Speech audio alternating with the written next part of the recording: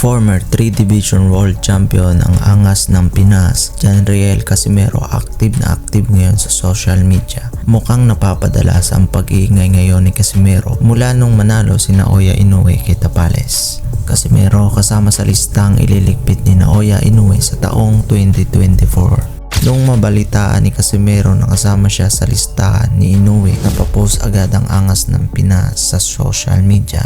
Ang sabi ni Casimero sa post, #genggeng, kasali pala ako dyan pero alam ko naman yan Inoue, may isa ka pang kalaban, sunod ako na. At nag-trash talk pa si Casimero sa FB. Nag-post ng video kung paano niya tatalunin ang monster ng Japan. Inoue, ganito ang mangyayari sa'yo pag ako karap mo. Cuadro alas, it's my boy lang ang malakas.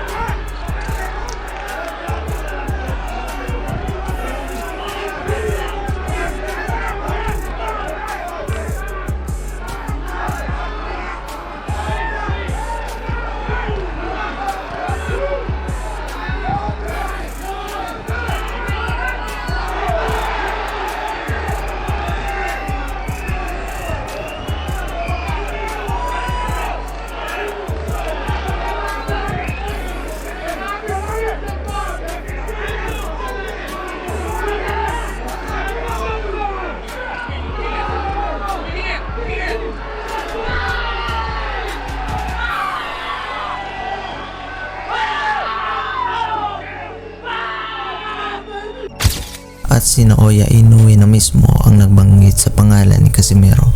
Talagang desididong labanan ni Naoya Inoue si Janriel Casimero. Kahit ayaw ni Bob Arum at promoter manager niyang si Mr. Ohashi na labanan ang angas ng Pinas sa kadahilan ng may unfinished business daw silang dalawa ni Casimero, sabi ni Inoue sa interview. Kung matatandaan nyo, naudlot ang unification fight na laban sana nilang dalawa noong April 2020 dahil sa pandemya. Plano ni Inoue na mag-voluntary title fight laban sa angas ng Pinas, Janriel Casimero.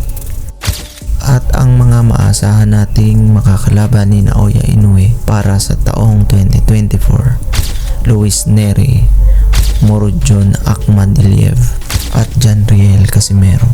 Pero posible pa rin hindi mangyari ang labang Casimero versus Inoue dahil kay Bob Arum. Nakadepende ang lahat kay Naoya Inoue kung gusto talaga niyang labanan si Casimero.